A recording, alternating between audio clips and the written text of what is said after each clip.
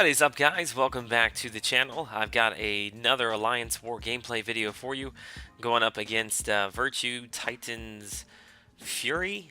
I guess is how you say that. F-U-R-I-E-U-X. Shout out to Virtu. You guys were a great group, really skilled players. As you saw there, I did take Star-Lord in. I was kind of actually debating between him and Iron Man. I was just kind of wanting to switch things up a little bit. And I'd never taken in either one of them before, so we did go with the Star-Lord. This is a fairly long Alliance War gameplay, was able to get several fights in. But again, starting off with Ultron. Ultron's kind of been my nemesis the last couple of Alliance Wars. If you have followed along with my videos at all, I think this is probably like the, at least fourth, if not fifth, that I have had in the last Alliance War and a half. So getting very familiar with our mechanical friend here. This fight goes fairly smoothly. What you saw there is I actually hit him with an S2, which because of his passive where he regains energy damage done to him, it pushed him past his 50%, and then he recovered a ton of that and still went into his processing, which thankfully I was able to negate some of that. Having a little bit of an issue in this Alliance War. It happens to me a couple of times. I think it's coming up here pretty soon, but I'm planning on a new phone. I've got an iPhone 7 Plus, and I don't know what I'm doing wrong, but I feel like I'm blocking at some points, but I must not be, because there's a couple fights in here where they seem to be either breaking my block or, like right there, I don't know if I'm just not completely holding down the block, but again, mistakes were made, shouldn't have been made, but I am able to finish him off here in short order. Thankfully, I had a regen on there when he was attacking me. Next up is the bleed node. Fully expecting this to be an Electro. Sometimes if it's not an Electro, it will be a Cosmic Champion, just because generally people are taking in Vision for the bleed immunity. But it's magic, and I absolutely wreck this magic. Sorry, Alex, but yeah, I think 15 or 20 hits. Yeah. Started off with the stun and also the power lock, and finished her up there with basically a 12k crit. Not a whole lot she can do there. I mean, that is perfect case scenario when you are fighting magic, which when she does not have a power gain boost on, or she's not Mystic Dispersion, Scarlet Witch is a really good option there. What happened right there is I went to go fight Groot, and for whatever reason the recording cut out, so you saw the very end of the fight there. Was able to take out Groot, which I really would have loved to have that gameplay footage. You don't go up against many of those, at least I don't, and would have liked to be able to walk you guys through that. Here I am kind of expecting to see Doctor Strange, but as I mentioned before, my string of Ultrons just keeps going and going and going, and honestly, I'm actually boring myself watching this own fight, because I've just seen so many Ultrons in the last couple of days. But I think, let me remember here. Yeah, I don't play well. Things don't go well in this fight. Daredevil is a character that I don't play with outside of generally just this Alliance War, like S2 unblockable node. And I'm just not very comfortable with him. I think I've said that before. But I just really need to work on the timing. I don't know what it is. His animations, just something just doesn't seem quite right. I'm not very fluid with him yet. But I think what we're going to see is, with Hood out now, Daredevil I think is going to become even more useful, because with Hood on this unblockable S2, I don't think there's really any way for anybody else to get around that other than Daredevil. And in addition to that, Daredevil can also, I guess, continue, and I haven't tried yet, but based upon what I've read, Daredevil can still attack Hood even while he's invisible. So if you're thinking about taking up a Daredevil to rank 5, I would highly recommend it. He's already a really good player for the unblockable S2s, and with the addition of Hood, I think he's gonna see even more usefulness. I think he's getting ready to take me out here. Yeah, I gambled there. He went for the evade, and I screwed it up. He got the heal block on me, which I wasn't really even paying attention to there. and killed me with bleeds. So it gives me an opportunity to bring in Star-Lord, and I finish him off in 3 hits. Wish every fight was that easy. Alright, this fight I was kind of anticipating. I'm assuming it's Nightcrawler, and was really looking forward to fighting Nightcrawler with Star-Lord. Thankfully it is Nightcrawler, so I will be able to kind of test out you know, Star-Lord with Nightcrawler. I do try to get him to switch over to his swashbuckling stance there. I wasn't able to do so, evaded at the last second. But if you haven't watched How to Beat Nightcrawler, that video I made earlier, I think it was last week, definitely go watch that. There's a lot of helpful tips, and the first one is what you're seeing right here. Get him to swipe back, evade back, and while he is holding that timer, just continue to attack into his block until that pushes him into this swashbuckling form. You see those double swords there. Right there, I forgot, and I always forget that that is you know, the node where if you attack him with a special, he gains 1 bar of power, and I very nearly pushed him into his S3.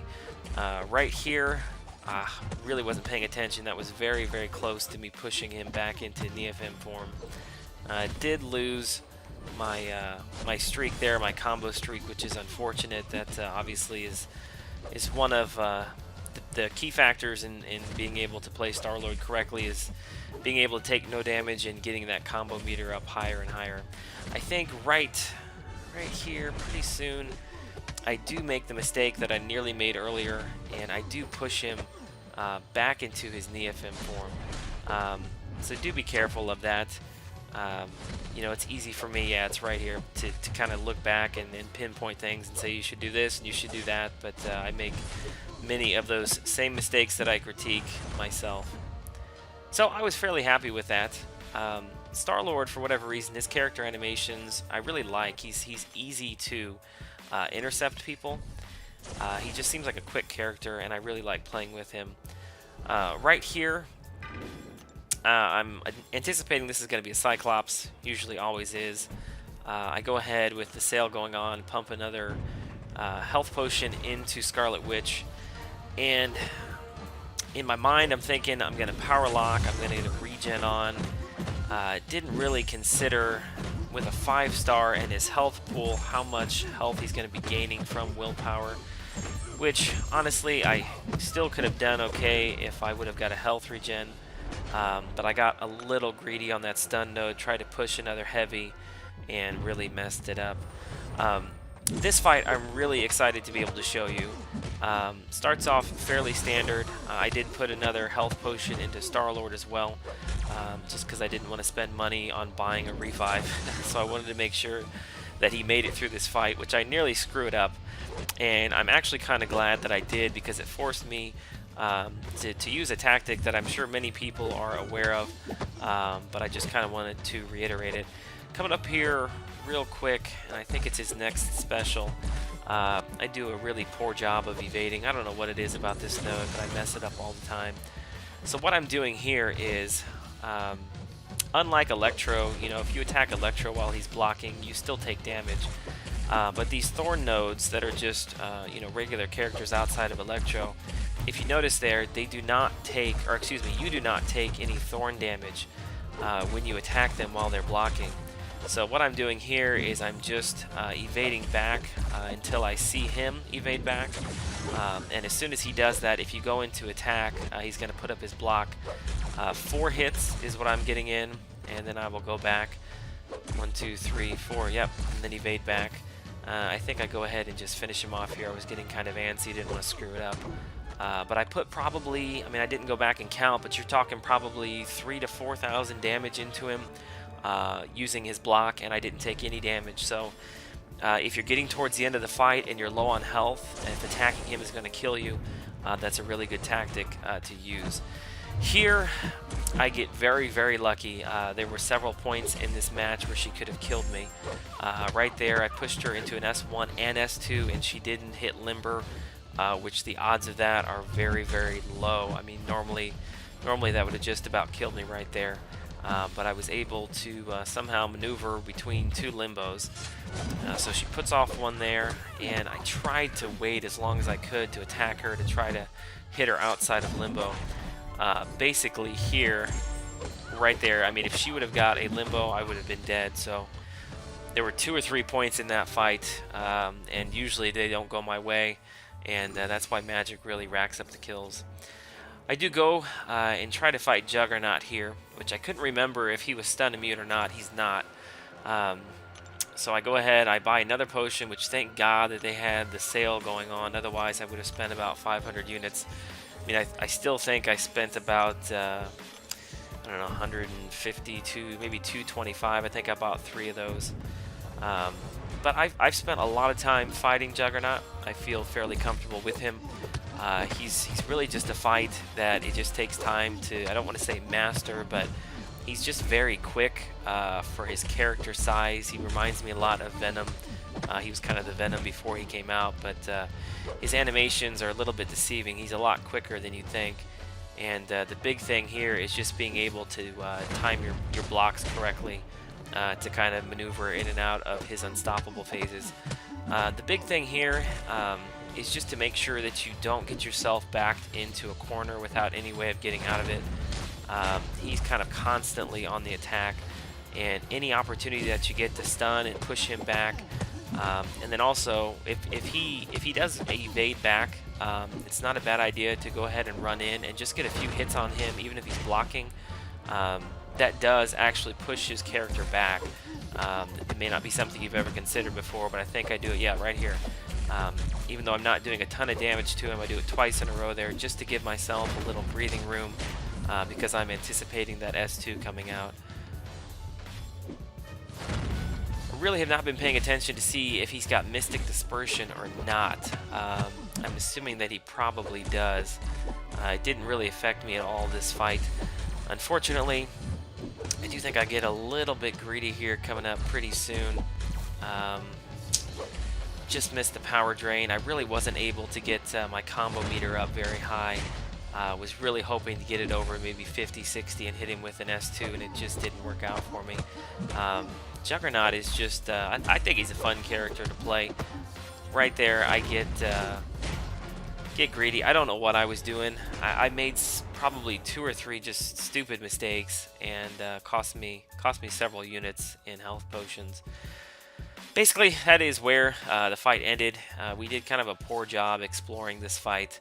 As you'll see here, obviously we did lose, but looking kind of through the stats, we had 148 kills. I mean, that means they were pumping a lot of units and a lot of potions and revives into winning this. So if they're that dead set on winning it, go ahead.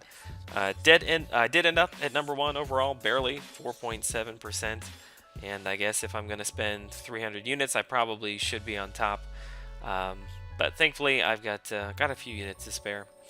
Alright guys, I hope you enjoyed the video. Leave comments if you have any questions on the video or on Twitter as always. I am going to try to, maybe this next fight, either switch up kind of the characters that I run with and also look at maybe running a different path. I would like to become familiar with some of the other paths so that I can maybe put together a guide and help you guys out a little bit, other than the normal path that I've been running these last couple of Alliance Wars. Alright, it's about 12:45 at night. I'm going to wrap this thing up. I appreciate you guys watching. Have a great day. Bye-bye.